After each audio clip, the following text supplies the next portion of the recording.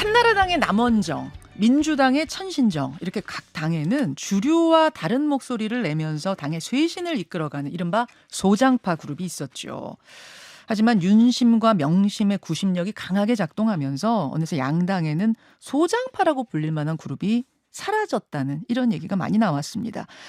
그런데 최근 총선에서 패배한 국민의힘에서 언론의 주목을 받는 소장파 그룹이 등장했습니다. 물론 이제 시작이라서 더 지켜봐야겠습니다만 지금까지 출발은 꽤나 역동적입니다. 이름이 좀 어려워요. 첫 목회.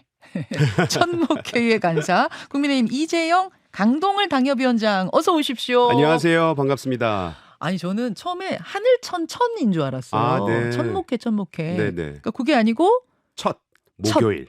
첫 목요일에 매달 만난다? 그렇죠. 근데 왜 또 목요일이에요? 이게 대단한 무슨 정치적 철학이 담겨 있는 건 아니었고요. 예.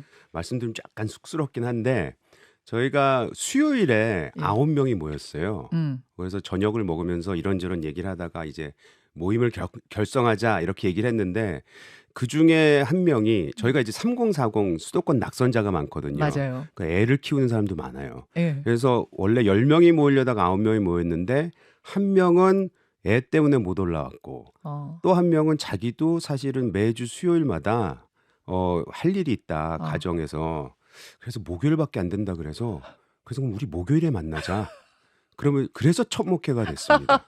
예, 그래서 이런 첫 목회 말씀하신 사람들이 그럼 무슨 의미가 있어? 그래서 예. 얘기하다 보면은 되게 좀 쑥스러워질 때가 많습니다. 그래서 첫 목요일에 만나게 된 첫 목회. 말씀하신 것처럼 3040 세대의 수도권 낙선자들이 다는 아니고 당선된 김재섭 당선자도 있더라고요. 김재섭 당선인도 있죠. 예. 네. 정체성을 어떻게 규정하세요? 우리는 이런 모임이다. 우리는 수도권 3040을 대표하는 그런 모임이라고 밖에 볼 수 없고요. 그다음에 아까 말씀하셨는데 개혁과 쇄신을 우리가 만들어 나가자라는 것으로 규정할 수 있을 것 같아요. 그래서 소장파라는 거는 이제 언론에서 그렇게 말씀해 주신 거에 대해서는 저희가 굉장히 감사하게 생각하고 있는 부분이고 앞서 말씀하실 때 남원정 말씀하셨잖아요. 네. 워낙 대선배님들이라서 과연 우리가 거기에 견줄 수는 없을 것 같긴 하지만 그래도 지금 당이 워낙 고요하기 때문에 우리의 작은 목소리마저도 이렇게 크게 들리는 것에 대해서는 감사하면서도 되게 안타깝게 생각하고 있습니다. 워낙 고요하기 때문에. 그렇죠. 우리 데시벨이 사실 정치 아시잖아요. 이게 이쯤 되면은 당선자 위주로 모든 뉴스라든지 언론이 흘러가야 되는데 그쵸. 우리 데시벨은 낮은 데시벨이거든요. 그렇게 따지면. 첫 목회는. 왜냐면 일단 낙선한 사람들이니까. 그렇죠.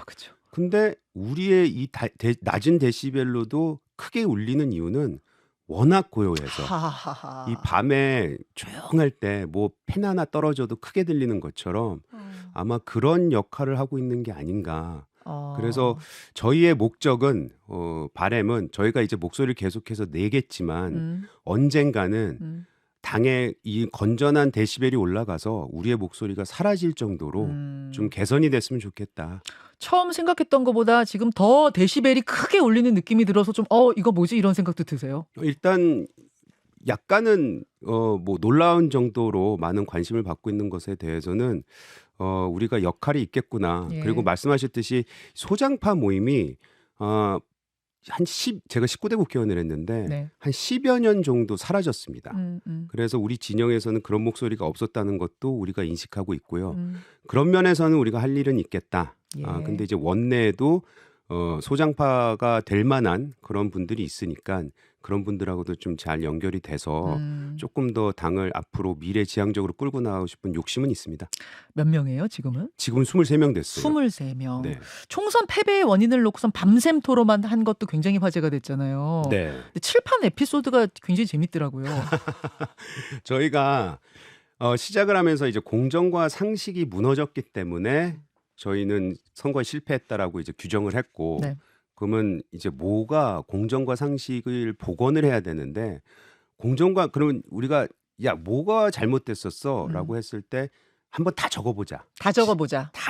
그래서 2년간 있었던 에피소드를 다 적어봤어요. 그랬더니 칠판 하나가 꽉 차더라고요. 그래서 이렇게 많을 줄은 몰랐는데 막 아니, 적다 보니까 꽉 그렇죠. 차요, 칠판이. 그래서 꽉 차고 한 30-40개 정도가 나왔는데 네.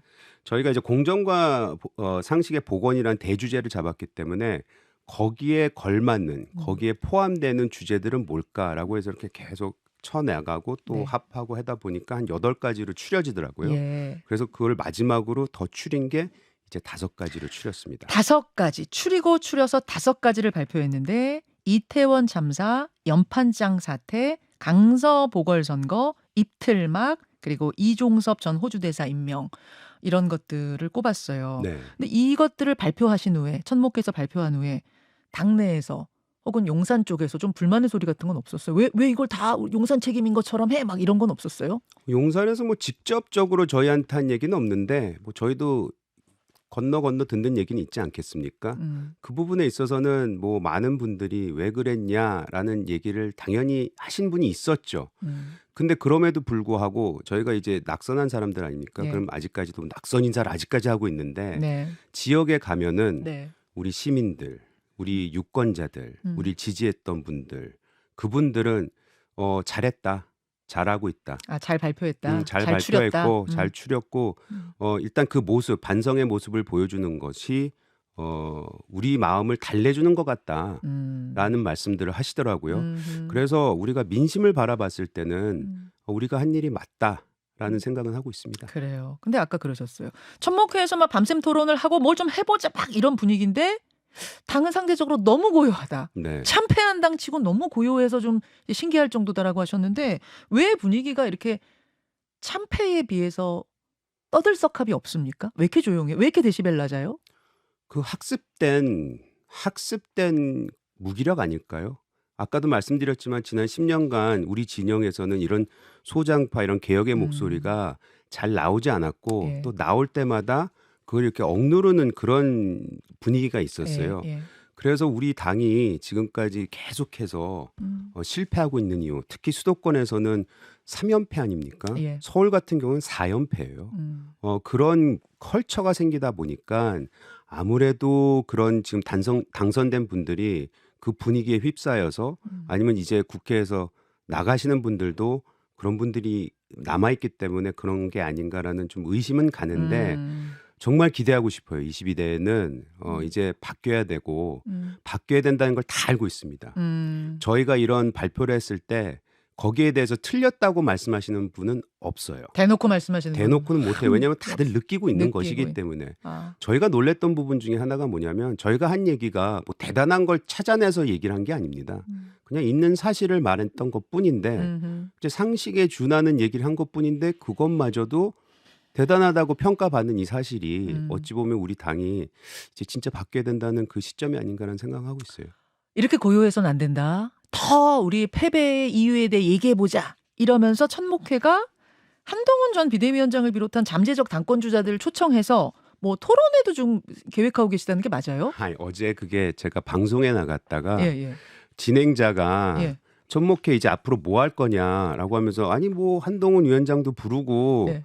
뭐 주자들도 좀 부르지 그래서 아유 좋은 아이디어시네요. 제가 우리 회원들과 얘기해 볼게요 했더니 제목을 그렇게 뽑아버리셨더라고요. 그런 거예요. 예, 그래서 당황스럽긴 했는데 예. 근데 이 사석에서 논의는 있었어요. 아, 그래요? 예, 왜냐하면 저희가 지금 처음으로 냈던 공식 입장은 그 룰 변경입니다. 그래서 전당대회 룰 변경인데 그래서 그 민심을 반영해야 된다 그래서 5대5 얘기를 했었고 네. 집단 지도 체제로 우리가 바뀌어야 된다라는 말씀을 드렸는데 이제 그 얘기를 하는 과정 속에서 왜 그럼 그걸 원하는지 얘기를 했을 거 아닙니까? 네. 그럼 그거와 걸맞는 당대표는 누구일까? 그 우리 스스로 질문을 하고 거기에 걸맞는 당대표를 불러다가 아니면 후보들을 불러다가 예. 모셔다가라고 얘기해야 되겠네요. 모셔서 초청해서 예. 얘기는 들어볼 수 있지 않을까라는 얘기는 해본 적은 있습니다. 아, 네, 그 계획된 건 없습니다. 접촉한 건 없고. 네, 아직은. 괜찮을 것 같은데요. 그렇게 천목회에서 그 사람 한 명씩을 초청을 해서 한동훈 비대위원장이면 비대위원장 초청해서 하고 싶은 질문들 하고 네, 토론해보고 네. 토론하는 모습을 본격적으로 하는 건 우리 본 적 없잖아요. 그래서 어제도 제가 사실 그 얘기를 했어요. 우리 한동훈 전 위원장이 장관 시절 뭐 네. 이럴 때는 텔레비에서 워낙 많이 봤잖아요.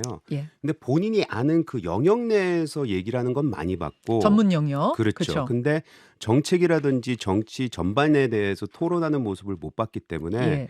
우리가 아무래도 당대표가 되면 그런 일만 더 많을 텐데 어떤 모습을 보일 수 있을까에 대한 궁금증은 있습니다. 그래서 어. 방금 말씀하셨듯이 본인을 위해서라도 어. 또 우리의 신뢰를 쌓기 위해서라도 어허. 가능하다고 생각해요. 뿐만 아니고 다른 주자들도 마찬가지로 예. 그런 점은 저희가 한번 취재해 볼 만하지 않을까. 어제 그 말씀이 나와서 그 생각을 하게 됐고 저는 이게 뭐 건강한 당 지도부가 탄생하는 데 좀 기여를 할 수 있으면 충분히 저희가 추진할 수 있다고 생각합니다. 좋은 아이디어 같아요. 본인들이 좀 추진하면- 받아주셔야죠. 대신. 그러니까요. 네. 소장파 그룹의 어떤 검증회 뭐라고 해 토론회 토론회. 건강한 토론회 네. 기대하겠습니다. 감사합니다. 기대하겠습니다. 전당대회 얘기가 나온 김에 좀 더 가보자면은 지금 한동훈 전 비대위원장 출마 여부가 초미의 관심사예요. 그러게요. 그 판을 깔아준 사람은 홍준표 시장이다. 그 얘기를 제일 처음 하신 분이 이재영 위원장 아니에요? 저가 돼버렸네요. 좀 일찍 얘기를 해서 그런 것 같아요. 예. 왜냐하면 홍준표 시장님께서 이제 그 계속 얘기를 하셨잖아요. 근데 가만히 보니까 이러면은 오히려 한동훈 위원장한테 더 기회를 주는 것 같은데라는 생각이 들었고 마침 그때 조용했던 네. 자숙하고 있었던 한동훈 위원장으로부터 페북에 글을 올리는 명분을 만들어 주셨잖아요. 그때부터 이 모든 논의가 시작이 되더라고요. 맞아요. 그래서 그거 보면서 홍준표 대표는 저는 그 우리가 황우여 대표 얘기하면서 어당팔이라 그러잖아요. 네. 저는 홍준표 대표는 명당팔이거든요. 명확하게 당수가 지금 8단이십니다. 명당팔. 그래서 저는 그분이 이게 계획한 게 아닐까라는 생각이 들 정도로 무슨 계획이요? 아니 요즘 하시는 말씀이 예. 사실은 다 뭐 용산을 위해서 하시는 말씀 같은데 결과적으로는 다 안 좋잖아요. 용산에 오히려 윤 대통령한테 안 좋은 마이너스 쪽으로 작용하고 있다. 그러니까 예를 들면 마이너스라는 게 우리 당의 마이너스는 아닐 수도 있지만 최소한 저희가 가지고 있는 인식은 용산과 한동훈 전 위원장하고는 별로 사이가 안 좋다. 근데 안 나왔으면 하는데 나오게끔 만든 장본인이 돼버렸고, 그죠? 그리고 얼마 전에 그 말씀도 하셨잖아요. 상남자 예, 예. 그 얘기 하셨잖아요. 예. 상남자 얘기하면서 제가 보는 건 이거는 야당에 그 특히 이번에 그 검찰 인사 예. 그 막 비판을 하고 있는데 상남자로 얘기를 하면서 뭐 가족을 지키는 여성을 지키는 이 얘기를 했단 말이에요. 맞아요. 아니 그러면은 진짜 자기 여자를 지키기 위해서 저렇게 검찰 인사를 했다고 하는 말이 돼버리잖아요. 오히려 프레임을 씌워버린 그렇죠. 꼴이 그래서 됐다. 우리 홍준표 대표님께서 전 대표님께서 시장님께서 무슨 의도로 하셨는지는 모르겠으나 하여튼 결과적으로는 별로 도움이 안 되는 얘기를 하다 보니 요즘에 친윤들께서 나서서셔 예. 나가라라고 얘기를 하시잖아요. 그러니까 빨리 좀 나가셔라 막 이런 네, 얘기하잖아요. 그렇죠. 그리고 지금 당은 뭐 어떻게 해서든지 하나로 가자 이 얘기하고 있는데 예. 거기서 갑자기 또 탈당에 뭐 준하는 그런 얘기를 하셨단 말이죠. 그러니까 또 분열의 얘기가 나오기 시작하고 그래서 우리 홍준표 시장님께서는 생각이 많으신 분이긴 한데 어찌했던 간에 뭐 용산에서 원하는 얘기와는 다른 얘기 결과적으로는 결과적으로는 좀 그런 상황이 지금 일어나고 있는 것 같습니다. 그럼 지금 친윤계에서 빨리 저 홍준표 시장 나가시려면 빨리 나가셔라 뭐 이런 얘기 나오는 걸 친윤의 분화로 해석하는 분도 있던데 그쪽보다는 윤 대통령한테 도움 안 되는 행동 좀 그만하시오 요걸로 받으신 거군요. 답답하잖아요. 본인들이 봤을 때. 그렇게. 자기네는 동쪽으로 가고 싶은데 자꾸 서쪽으로 보내니까 홍준표 답답하겠죠. 시장님도 친윤 된 거 아니에요? 좀 윤 대통령하고 되게 가까워지신 거 아니에요? 저희도 그렇게 판단을 하죠. 네. 그러니까 그 워딩 속에 예. 결론적으로는 반대로 가고 있는데 제가 아까 말씀드렸듯이 노련하신 분이잖아요. 이 노련하신 분이 계속해서 시리즈별로 이렇게 반대되는 얘기만 결과를 내놓으면 이건 기획된 게 아닌가라는 의심이 들 정도로 그런 결과를 지금 내놓고 계신 거죠. 나중에 전화 와서 혼내실지도 모르겠네요, 저를. 방자하다 그러실 수도 있어요. 맞아요. 아니 결국 그래서 한동훈 전 위원장은 당권 도전을 하리라고 보십니까? 안 하리라고 보십니까? 지금은 안 할 수 없게 돼버린 것 같은데요. 그래요? 네. 해야 한다고 보셨어요? 아니면 이번엔 쉬는 게 맞다고 보셨어요? 개인적으로? 저는 처음에 그 말을 했을 때도 예. 제가 만약 한동훈의 참모라면 예. 쉬자. 좀 재정비하자.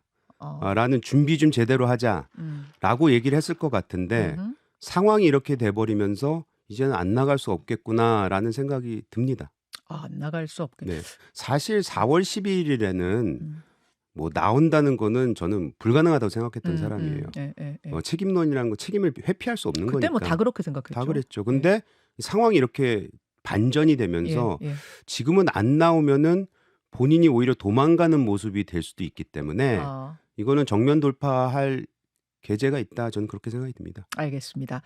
최상병 특검법 이야기 좀 해보죠. 네. 다음 주 화요일에 재표결이 있는데 지금 10이라는 숫자가 떠오르고 있습니다. 김웅 의원이 한 10명 정도 국민의힘에서 이탈할 것 같다 이랬고 천하람 당선자도 10명 정도 본다 이렇게 얘기했고 뭐 유상범 의원 한 2명 정도 될 거다 이런 이야기도 나오고 여러 이야기가 공존하는데 어떻게 내다보세요? 당 분위기. 저는 뭐 지금 17표인가 18표 필요하잖아요. 17표. 17표. 17표. 그 정도까지는 안 나올 것 같고요. 지금 국회의원들이 21대 이거를 마무리하는 걸 굉장히 부담스러워할 거예요. 21대 국회의원들이. 네. 그래서 저는 22대로 넘어갈 거다라는 생각이 좀 강할 것 같고 지금 뭐 김웅 의원이 얘기하는 10명, 네. 한 3명 정도는 언론에도 나왔기 때문에 또 본인이 입장을 그렇죠. 표명했잖아요. 네. 그거는 본인들이 한다고 했으니까 3명인데 한다고 했는데 유상범 의원이 2명이라고 얘기한 건 또 무슨 소린가. 그 유이동 의원이 커밍아웃 하시기 발표하시기 전에 유상범 의원이 말씀하셔서 그래요. 아니에요. 네. 유이동 의원 예전부터 한다고 이렇게 사석에서 얘기를 많이 한 걸로 저는 알아들었는데 그래서 3명은 확실하지 않을까라는 생각이 들고 나머지 7분이 누군지는 모르겠으나 아마 고민하시는 분들은 있지 않을까.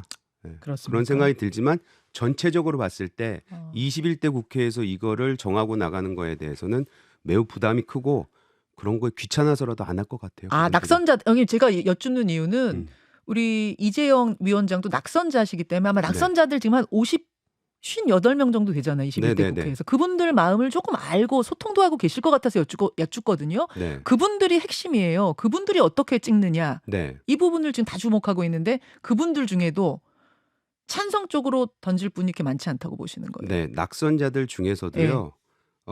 이제 정부가 3년 남지 않았습니까?